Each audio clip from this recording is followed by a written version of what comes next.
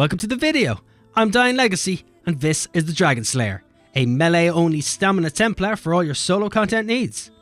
This build will take a hit and hit back harder with the use of dual wielding and two-handing. Survivability and damage are in your hands. This is a quick build guide. We'll be going over the race, attributes, mundus, food and potions, followed by the gear, skills, passives and champion points notables. The info will be minimal, so I'll only be going over what's necessary. However, do feel free to comment and let me know if you want a more full detailed guide or if there's anything I could do better. With that out of the way, let's get into the Dragonslayer build. Starting with the race, the choice is yours as variety is the spice of life and we're all here to have fun.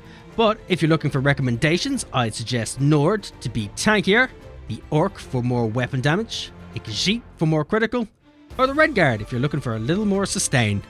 For the attributes, we are putting 64 points into stamina, and for the Mundus Stone, we're using the Lover for when we're doing solo content, as it will increase our spell and physical penetration.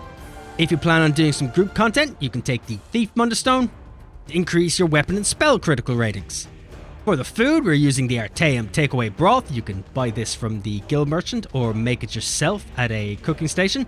This will increase our max health, our health recovery, max stamina and stamina recovery. It is a gold quality food and it can be pricey at times. So if you're looking for something a little bit cheaper, you can always use the dubious Cameronian Throne, which you can make yourself or buy from a guild vendor. It won't give you health recovery and the overall stats are slightly lower, but the differences are only minimal, so you don't have to worry about it. Take whatever's easiest for you.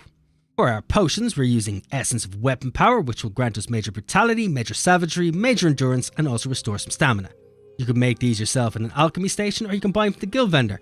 These are best used when you're fighting those longer fights, just to keep up your sustain and to add a little extra damage. However, if you haven't got any handy on you, you can always use the Essence of Stamina potions instead, which will drop from random mobs around Tamriel. These will only restore stamina and give us major endurance, but at the same time, they're free stats if you have them, so there's no reason not to use them. That covers the character base, and with that out of the way, we're going to move straight on to the gear. We're using full medium gear on this build. For our head, chest, shoulders, waist, hands, legs and feet, all will have a maximum stamina enchant and a Divine's trait.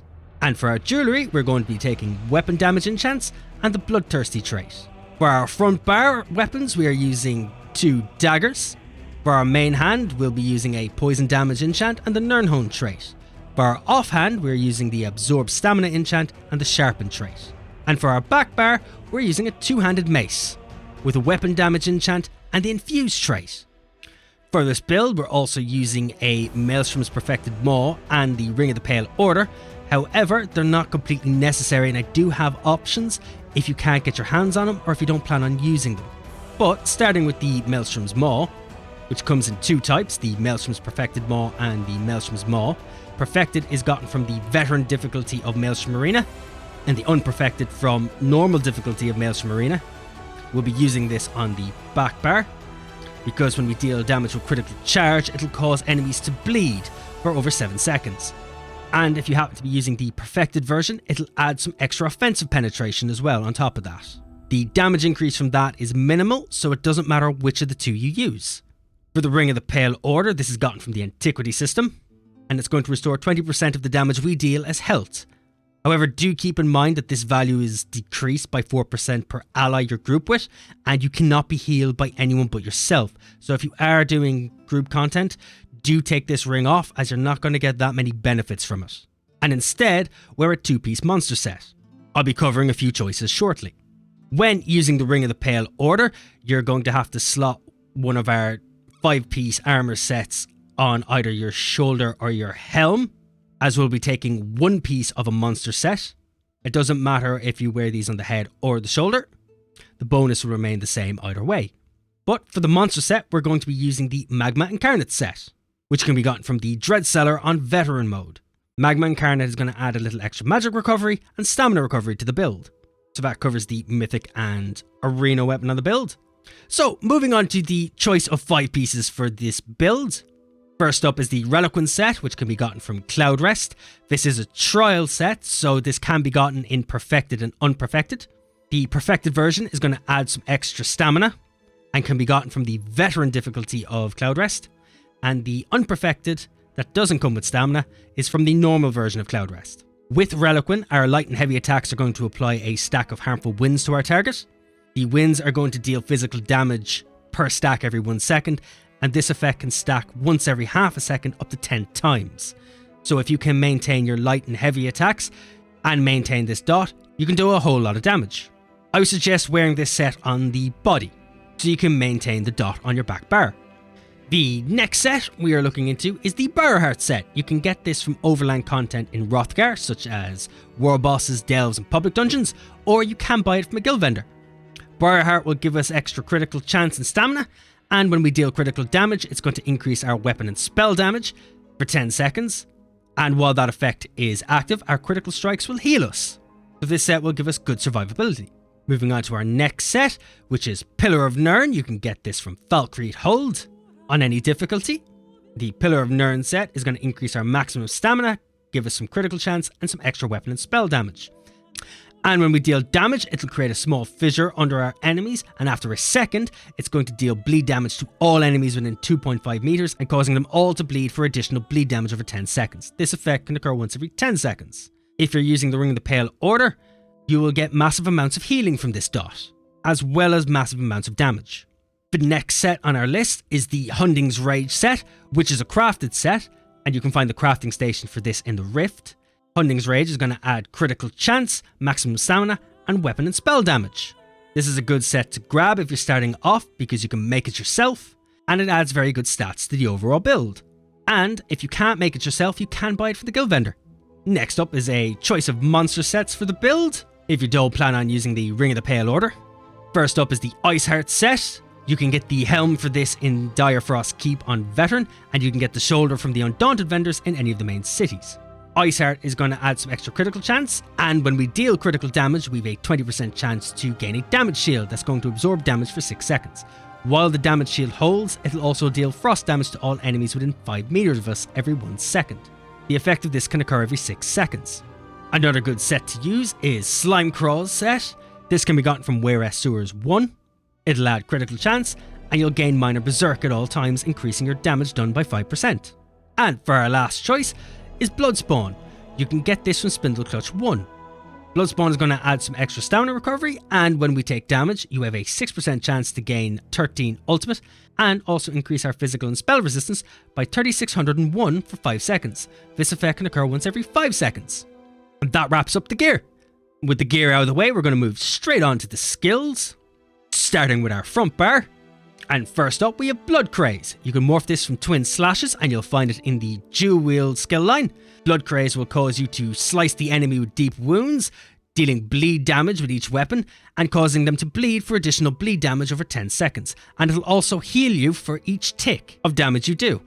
Next up is Power of the Light. You can morph this from Backlash, and you can find this in Dawn's Wrath skill line. You'll summon an expanding beam of pure sunlight, dealing physical damage to the enemy and copying all of their damage taken from you for 6 seconds and releasing 50% of it as additional physical damage to them. Targets are also afflicted with minor breach, reducing their physical and spell resistance by 2,974 for 9 seconds. Next up, we're using Biting Jabs. You can morph this from Puncturing Strikes, and you'll find this in the Adric Spear skill line. You'll launch a relentless assault, striking enemies in front of you 4 times with your Adric Spear, dealing physical damage to the closest enemy and extra physical damage to all other enemies. Each strike will reduce the movement speed of the closest enemy by 40%, and activating this ability grants you Major Brutality and Major Savagery, increasing your weapon and spell damage by 20%. Next up, we're using Deadly Cloak. You'll morph this from Blade Cloak, and you'll find it in the Dual Wield skill line.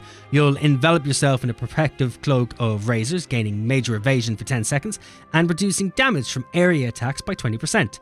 Every 2 seconds, the shrapnel will pulse, dealing physical damage to all enemies within 5 meters. We're also using Echoing Vigor. You'll morph this from Vigor, and you'll find this in the Assault skill line. You'll let loose a battle cry, instilling you and your allies, if you happen to be in a group, with resolve and healing you over 10 seconds. For the ultimate on the front bar, we're using Flawless Dawnbreaker. You'll morph this from Dawnbreaker, and you'll find it in the Fighter's Guild skill line.